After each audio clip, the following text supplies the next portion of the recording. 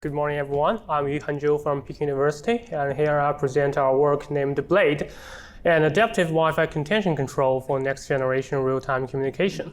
And this is a joint work of academia and Tencent Corporation, and it was done when I worked as an intern of Tencent. And our first question is, what is next-generation real-time communication, NGRTC?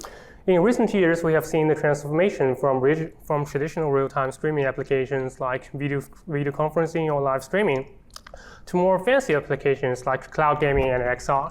And from a networking perspective, these new applications require much higher bitrate and lower latency because they demand much higher video quality and smoother interactive experience. For example, as a cloud gaming platform, Tencent provides video streams higher than 30 Mbps and latency lower than 20 milliseconds. And what makes NGRTC hard to deploy is its strict QoE requirements on consistently low latency, not only medium but also at the tail. And this is because video frames are interdependently encoded and rely on previous frames for decoding. So the receiver buffer is really shallow for seamless interactions. And as a result, long-tail latency means only few video frames arrive late, but they can block the decoder, and therefore the playback buffer stalls. And suppose we have 60 FPS video and long-tail latency at roughly 99.9 percentile. This means this translates to roughly 0.1% video store rate, which means a video store per 60 seconds, and that's not a good news for gaming experience. And in fact, from our previous measurements, we have demonstrated that a slightly increased video store rate can result in a sharp decrease in user retention time. So the motivation is pretty clear. We must reduce the long-tail latency for our customers. And it's been a long journey for us in the past 3 years to reduce tail latency. And the streaming architecture is really simple. Edge servers stream high bitrate video streams to users' local wireless networks, and finally user devices. So we first deployed a PUCA, a congestion control to mitigate congestions in the wide area networks. And if users' last hop network is Ethernet, problem solved. You basically get really good video feeds. But on Wi-Fi path, we still have high store rates. And later we find that the cause is there's a mysterious RTT inflation in Wi-Fi last hop. So we deployed a multipath transmission called Augur to assist the Wi-Fi with cellular. And the result seems good, but 2 years ago when I was presenting Augur, our multipath transmission scheme, in the same shirt, a question raised both in my head and from the audience. That is, why RTT inflation? What is the mysterious wireless fluctuation exactly? And more importantly, can we tackle it? And this is the final piece of the puzzle. And to answer the questions, we have to do a lot of work. We first have to do a large-scale measurement. We have hacked some Wi-Fi routers or APs in Wi-Fi terminology. We hacked them in the driver to report some low-level metrics. These routers are deployed in 200 volunteers' home networks. And combined with server telemetry data, we can get a full stack latency breakdown for each video frames. And it's a nationwide measurement spanning a year with a huge amount of data. And as far as I know, we are the first to do such kind of things. And first, our measurement shows the WAN component latency is capped, and long-tail latency arises when adding the wireless part. So the first finding is clear: Wi-Fi last hop is indeed the latency bottleneck. And doesn't mean the Wi-Fi data speed is slow compared to the WAN. And so we show the duration for APs transmitting a single packet. And it turns out there's no long tail. So last hop actually transmits data really fast. And combine the two findings, the only possibility is AP is holding these packets for some mysterious reasons. So we investigated how many packets an AP can transmit per 200 milliseconds time window.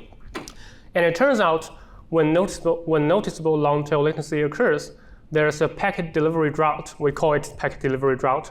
It's like AP transmitting nothing in the whole time window.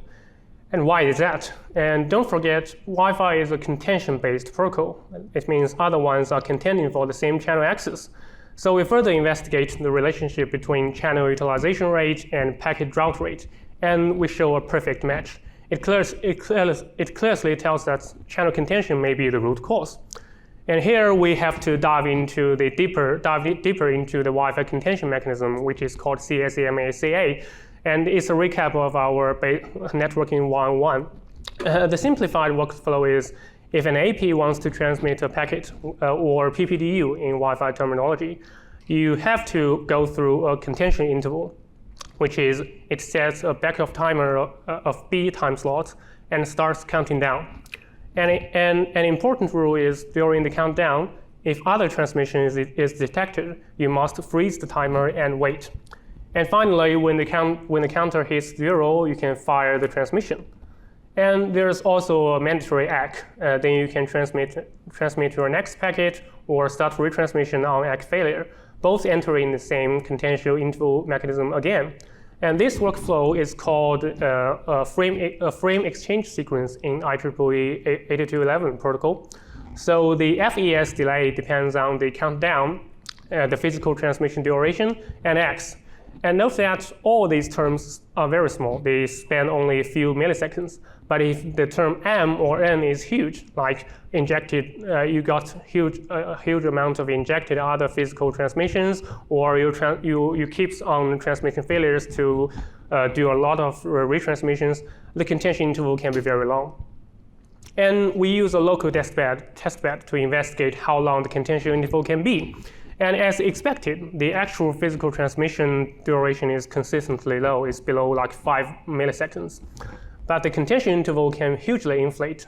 This means AP is blocked on the contention and acting as holding all packets for a while. So why can the contention interval be so long? And to answer that, we still have to know how it is decided. And because first, AP cannot stop other transmitters injecting traffic during the countdown. But if the timer B is less, there's lower possibility of being injected. So our core question is, how is B decided? And the standard makes it clear. It's called contention control. Basically, there's a contention window called CW, and B is randomly chosen from it on each FES. And how CW varies, it means it follows a mechanism called binary exponential backoff. It's classic. It is fixed on initialization, and you double it on each transmission failure and reset it as long as a transmission succeeds. And such behavior is what we call the culprit. And why is the case? Here we show an example we captured in real-life traffic. At first, a transmission fails, the CW doubles, and greater CW means greater backoff timer, and it results in higher possibility of injected traffic. You can see the AP is blocked by other traffic for a long time, the green triangles in the figure. And what makes it worse is failed transmissions have to wait longer for retransmissions because you keep doubling your CW contention window. And it's a vicious cycle where successive failures can result in really high CW and hugely inflated contention interval. And if we dive deeper, we can rethink the fundamental limitation of such behavior, because contention control is designed to distributedly coordinate channel access, and it should make all transmitters share the channel fairly. Suppose here we have 3 transmitters in the same channel, and if you look from a macroscopic view, like scale of seconds, it seems like everyone is sharing the channel round robin. But if you zoom in the scale of milliseconds, fairness is totally gone. The red transmitter here, due to its high CW value, it can be starved for a while, for a couple tens of milliseconds, which is the packet drought we observed. So naturally, we need a new contention control to ensure microscopic fairness. It means steadily paced macro-layer packet delivery, which can translate to smooth upper layer video frame delivery and cutting the tail latency. So a strawman solution would be deciding CW based on the number of transmitters or traffic flows. Yeah, but it doesn't work. Because there's no information exchange between transmitters due to the Wi-Fi protocol, you can never know how many ones are contending on the same channel. And we all know real-world traffic in home networks are really messy. It's totally unknown, unpredictable. This means our design should be fully distributed with minimal or non-assumption on traffic shape. So how can we achieve this? Let's rethink again why legacy IEEE contention control fails. Because it controls CW solely based on local transmission failures. And there's no channel-wide consensus across all transmitters. So the channel access can easily diverge. Someone can transmit in a burst and block others. So our core idea is to find and utilize a consensus signal. A natural consensus can come from the fact that everyone shares the same channel. So there's got to be some way to reach a consensus. And more importantly, according to the standard, they all sniff the channel on each time slot. So if the channel is idle, it means there's a transmission opportunity for anyone to use. And if the channel is sensed busy, it means there's a transmission attempt by anyone in the channel. They can all feel it. So in this figure, two transmitters are contending for the same channel. And here, device 1 successfully fires a transmission, and device 2 freezes the countdown timer. The important thing is both devices know a transmission attempt is made. And here, both devices fire a transmission simultaneously because they all count down to 0.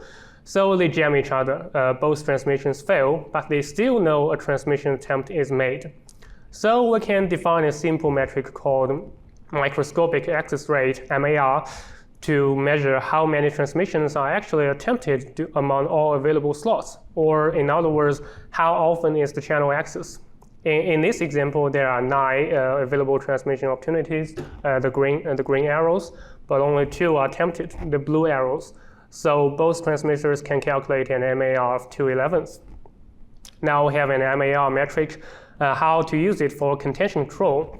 And first of all, since channel idle or busy can be consistently observed by everyone sharing the channel, and everyone can just sniff and calculate the same MAR locally. And MAR, in fact, indicates channel utilization rate because it calculates how many attempts among all available slots are used. So a low value means an underloaded channel. There's low collision or contention risk, so everyone should decrease the contention window to contend for channel access more aggressively, and vice versa. And if all these ideas sound familiar to you, that's right. It's just good old congestion control principles applied to the MAC layer. And MAR actually mirrors to the bottleneck link utilization in congestion control, and contention window mirrors to the classic congestion window, where they are both short CWs. And our blade algorithm has only 2 goals. First, we want all transmitters to rapidly converge their local CW to a same optimum value, CW star. And this CW star varies with traffic or transmitter numbers to ensure the MAR stays in another optimum value. And it's classic 2-phase algorithm. In the stable phase, we use conservative adjustment steps to remain fair share.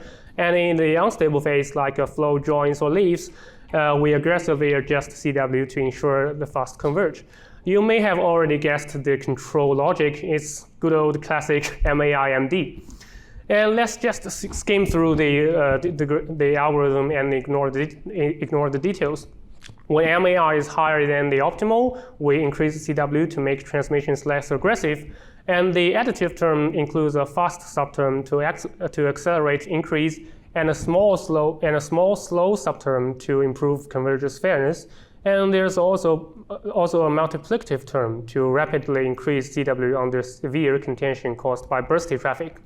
And the multiplicative term decrease is simpler. We control the MAR to approach the target in a logarithmic manner, 1 step by half. So the converging process would be smoother. And the transmitter with greater CWs should reduce more per step. This can make convergence fairer. And here we show some highlighted experiment results. We implement blade contention control on 4 Wi-Fi APs and put them in the same channel and run some workloads. And we have 1 cloud gaming flow and several contending hyper flows. We can see that blade can cut the tail latency by over half. And the server side reports over 90% cut in the video store rate. And more importantly, I'd like to show that Blade is not only suitable for NGRTC workloads, with 4 hyper flows to saturate the channel. At MAC layer, we can observe 3 times lower medium packet delivery latency, which transmits to 3 times higher medium throughput.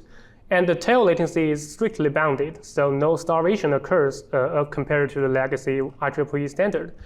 I want to say that microscopic fairness brought by Blade contention control is generally better because it bounds tail latency and generally improves Wi-Fi throughput.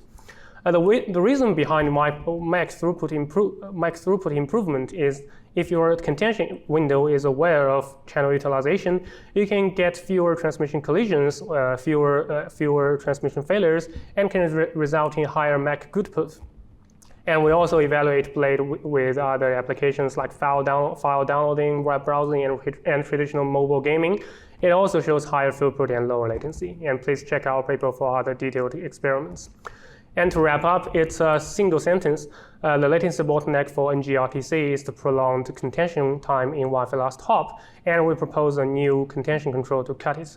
But I want to say that maybe the more important lesson learned here is equity is not the price of efficiency, but its greatest engine.